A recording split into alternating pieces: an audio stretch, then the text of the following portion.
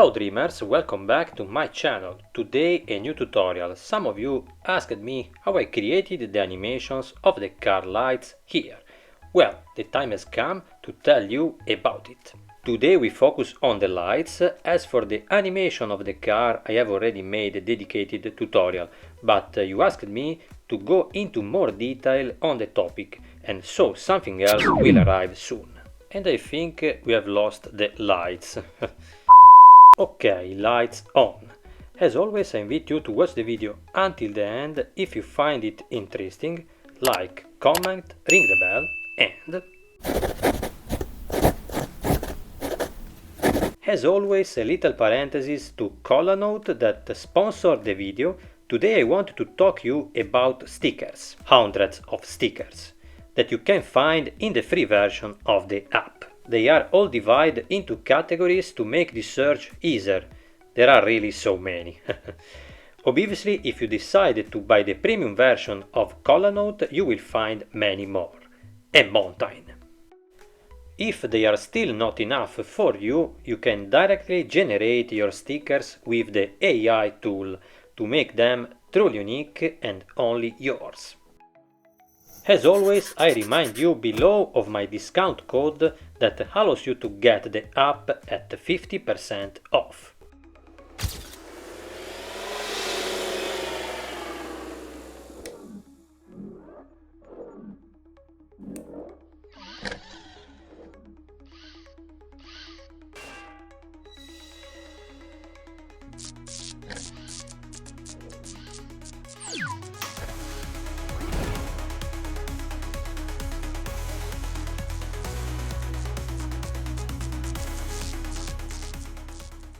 At this point where the car changes direction, something very interesting happens to the lights. First of all, the beam changes direction. There is also a flash caused by the light that arrives for a moment directly at the eyes of the viewer. With this beautiful animation from above, you can better understand what I mean. Can you see how the light beam comes directly when the car is facing the camera? The goal is to make that effect more evident, to create more realism and three-dimensionality to the scene. Now let's see in detail the elements that make up the lights. I'll copy this scene directly onto another project to have more freedom. I'm deleting this for now. This animal project is draining my energy.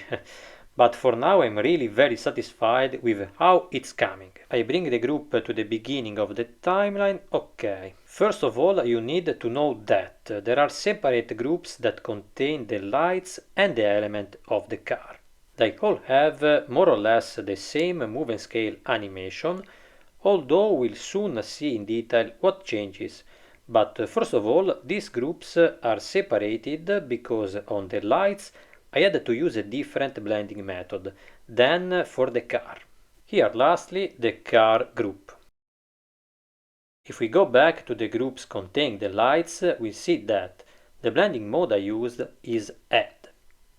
This way the lights are brighter to make the effect more vivid. For example, if I remove the Add blending mode and go back to normal, this will tone down the effect of the lights. I have to change the blending mode on the whole group for it to work. Also for this reason I had to make separate groups for the car and lights. Now I go back to the Add blending mode, and if I put them side by side you can better notice the difference. But in addition to having this difference in blending mode, there is another factor that determines the division into groups, and that is the rotation animation. If I open the car animations, we can see that there are rotation keyframes. This allowed me to create a more realistic movement and, if necessary, use it to create jolts in the car. But I needed these animations to be only on the car and not on the light beam. In fact, if I go to open the animation group on the light beam, even though they have practically the same animations on the axis and on the scale, there are no rotation keyframes. This allowed me to create a more stable movement so that the light beam spreads without the jolts of the car.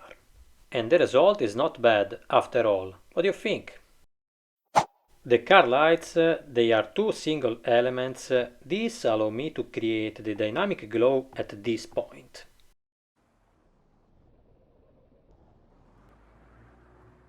I then used at this point animation of scales and blur to get the effect. The glare is strong at this point, being in front of the viewer's eyes. At this point the light scales and then quickly returns to its original shape. I also worked on the blur to soften the edges of the light. If I go to decrease, as you can see, we can see the shape of the light larger. At the end of the video there is a prize for whoever counted all the times I said light. On the two lights the animations are a little staggered. This is to further increase the dynamism of the scene, and because they do not both arrive at the same time, it makes everything more realistic, I think.